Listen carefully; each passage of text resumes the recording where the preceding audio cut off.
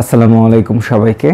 আমি নাইম রহমান আপনাদের সবাইকে স্বাগতম জানাচ্ছি আজকের ভিডিওতে আমি একটি সমকালীন উপন্যাস সম্পর্কে কথা বলতে যাচ্ছি। আরাফাত আল মাসুদ স্যারের লেখা বন্ধুর সময়। এই বইটি আরাফাত আল মাসুদ স্যার আমাকে উপহার স্বরূপ দিয়েছেন। না বললেই নয়, আরাফাত আল মাসুদ স্যার আমার শিক্ষক এবং বই পড়ার প্রতি আমার ভালো লাগার সম্বন্ধে জানতে পেরে তিনি আমাকে উপহার হিসেবে এই বইটি দিয়েছেন। এটি একই সঙ্গে আমার কাছে খুশির এবং সৌভাগ্যের। আমি আরাফাত আল মাসুদ স্যারকে অসংখ্য ধন্যবাদ জানাতে চাই এরকম একটি মনোরম উপহারের জন্য। আমি আপনাদের সকলের উদ্দেশ্যে এই বই থেকে কিছু অংশ পড়ে শোনাচ্ছি। সুপ্ত নিখোঁজ। গতকাল বাসায় ফেরেনি। 21 বছরের একটা ছেলে ভার্সিটি যাবে বলে বাসা থেকে বেরিয়ে কোথায় হারিয়ে গেল? কোনো বন্ধুরূপী শত্রুর আক্রোশের শিকার হয়নি তো? ওসি সাহেবের কথা শুনে বুকের ভেতরটা ধক করে কেঁপে ওঠে সুপ্তর বাবা নাজিম আহমেদের। অথচ বিষয়টা যে এতক্ষণ তার মাথায় আসেনি তা নয়, এসেছে।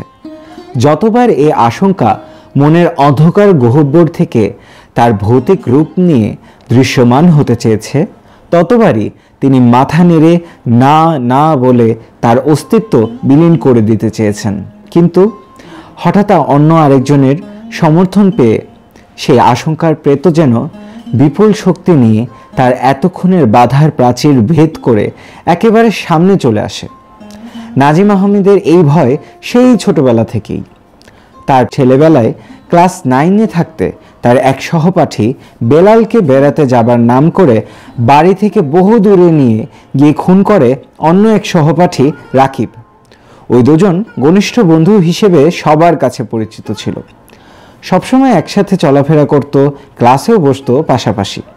কে জানতো সামান্য ইগো প্রবলেম থেকে খুন পর্যন্ত করাবে আপাত বন্ধুত্ব। একটা তথ্য কি দিতে পারেন? ওর ঘনিষ্ঠ বন্ধু কারা, কাদের সঙ্গে ও মেশে? এটা জানেন না নাজিম আহমেদ। সুপ্তর বন্ধুদের কেউই চেনেন না তিনি।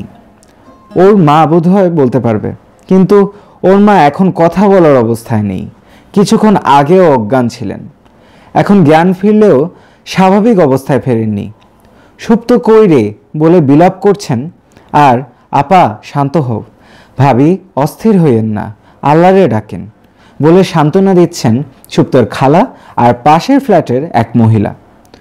সুপ্তর বোন থেকে থেকে কাঁদছে, আবার কিছুক্ষণ পরপর নিজেকে সামলে মাকে সান্ত্বনা দিচ্ছে। এরকম পরিস্থিতিতে কিছু জিজ্ঞেস করা সম্ভব না। ওসি সাহেব নাজিম আহমেদের সাথে আরও 2-4 কথা জিজ্ঞেস করার পর বিদায় নেন। দর্শকগণ, কাহিনী শুরু হচ্ছে এই প্রজন্মের এক তরুণের হঠাৎ হারিয়ে যাওয়ার থেকে। কাহিনী যত এগোতে থাকে ততই গভীরতা বাড়তে থাকে। এই বইয়ের সাথে 60, 70, 90 দশক সহ বিভিন্ন প্রজন্মের মানুষেরা রিলেট করতে পারবেন। এই বইতে ফুটে উঠেছে বিভিন্ন সময়কার তারুণ্য, বন্ধুত্ব এবং বন্ধুত্বের টানপোড়েন, তারই সাথে বিবিধ আর্থসামাজিক প্রেক্ষাপট এবং নানা বিষয়াদি। এই বইটি আপনারা পেয়ে যাচ্ছেন রকমারি.com-এও, সেখানেও গিয়েও আপনারা পড়তে পারেন। তাছাড়া এর হার্ড কপিও অ্যাভেলেবল।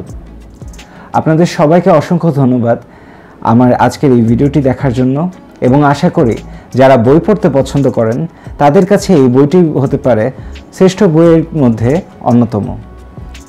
আপনাদের সবাইকে আবারও ধন্যবাদ জানাচ্ছি এবং দেখা হচ্ছে পরবর্তী কোনো ভিডিওতে।